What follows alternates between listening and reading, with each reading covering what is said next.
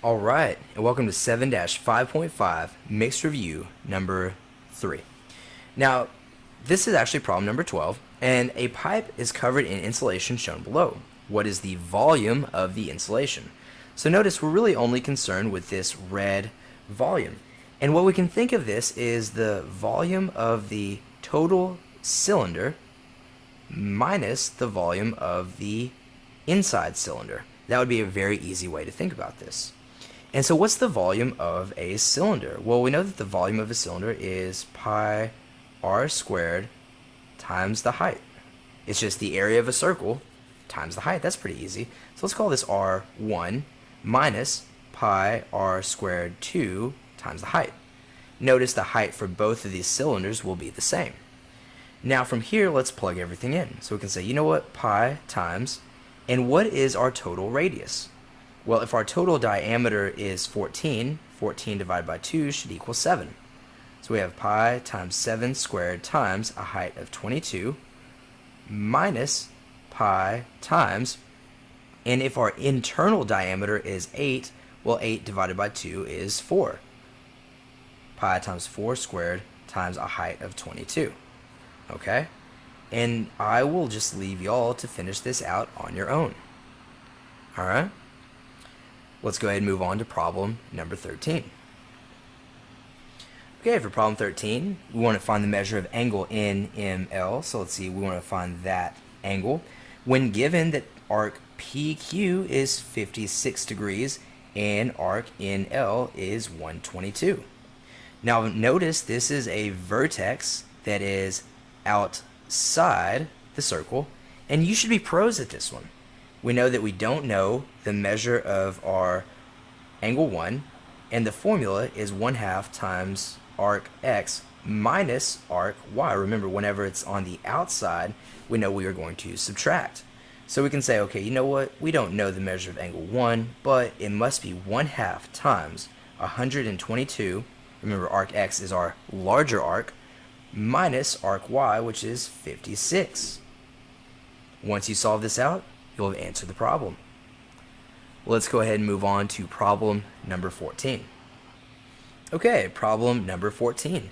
Find the measure of KLM. Let's see, KLM is right there. When given, KPN is going to be 42. We'll just go ahead and fill in everything we see. PNM is that angle right there, which is 13x minus 4. We see NML, which is this angle right here, will be 126 degrees. MLK, the one that we're searching for, will be, you know what, whenever we have distribution, I like to just distribute as I'm writing it in. So 2 times 5x is 10x. 2 times 32 is 64. And of course, LKM, so 1, 2, 3, 4, 5 will be 122 degrees. Now, what do we know? We know that this shape right here is a pentagon because it has 1, 2, 3, 4, 5 sides. So if I'm trying to figure out the total number of degrees that all 5 angles add up to, remember, I can always use my formula, n minus 2 times 180. Well, of course, here we have 5 minus 2 times 180, or 3 times 180, which is 540 degrees. So what are we going to do with these 5 angles? Well, we're going to add them up to 540. I really don't have the space to write all these out, so here's what I'm going to do. To make this a little bit simpler, I'll just say, you know what is 10x plus 13x? Well, that is 23x. And now I would grab a calculator and I'd say, well, what is 64 plus 122? Plus 42 plus negative 4, so let's just say minus 4 plus 126. And it looks like that comes out to be 350. And of course, I will now set that equal to my total number of degrees, 540. Now, when you solve for x, you then have to plug that back into KLM. So we see angle KLM is equal to 10 times x plus 64, and that will be your final answer. Alright, let's go on to problem number 15. Okay, for problem number 15, it says find the area of the right triangle below, given that KL is perpendicular to LM, and KM is 20 inches, and MKL is 36 degrees. Okay, so what are we going to do here? Well, clearly we're going to use trigonometry, so let's go ahead and label everything. We have our hypotenuse. I circle my relevant angle, and I have my adjacent and my opposite. Now this says find the area of the right triangle, so if we were to label our adjacent x and our opposite y, we actually have to know both of those things. Now if you wanted a cool little trick for you to find both of those, I would actually say this. I would actually say let's use trigonometry twice. I'll show you what I mean by that. If we look at the hypotenuse and this value of x, since we're having the hypotenuse and the adjacent, we could just say, you know what?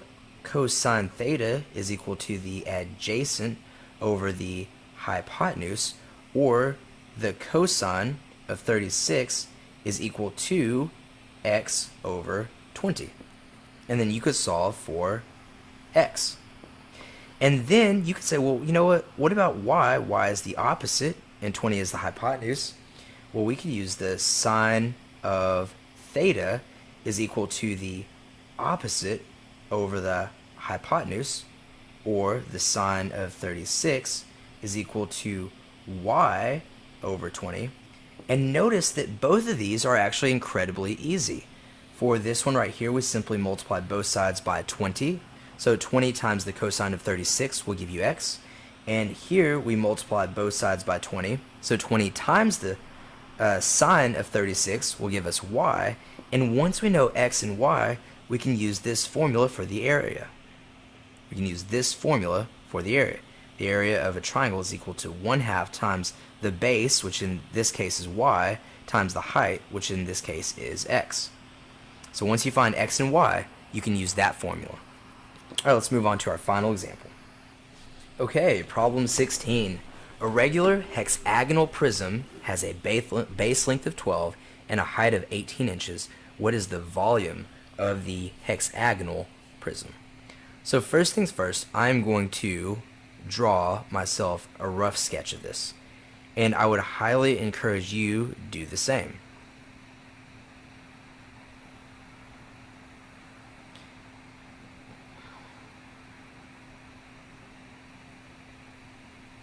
Okay, not the world's greatest hexagonal prism, but there you can see it. Now, it has a base length of 12 and it has a height of 18. And remember, the volume of a hexagonal prism is going to be the area of the base times the height. Well, what is the area of the base? Remember, it's the regular polygon. We see here it's that hexagon. So it's 1/2 the apothem times the perimeter times the height of this whole thing. And what things do we know? Well, we know that the volume of the hexagon is equal to 1/2 the apothem. We actually don't know what the apothem is. In fact, let me draw that in a different color. We do not know what the apothem is, but we can find the perimeter. So let's see, there's a side length of 12. There are 6 sides, so 12 times 6 is 72. Oh, I'm sorry. The perimeter is 72 times, and our height of the prism is 18. Okay, so this really leads us with the question of what is the apothem. Now guys, y'all have done so many problems like this up to this point. Here's what I'm going to do. I'm going to draw the base. It's a hexagon. There's a 12. And it is up to you to find the apothem on your own by creating that right triangle and then solving for the apothem. And once you plug in the apothem, you can simply multiply by all of those numbers and get your final answer. Alright guys, y'all are doing awesome, and good luck on this test y'all have coming up. I'll see you guys in our next lesson.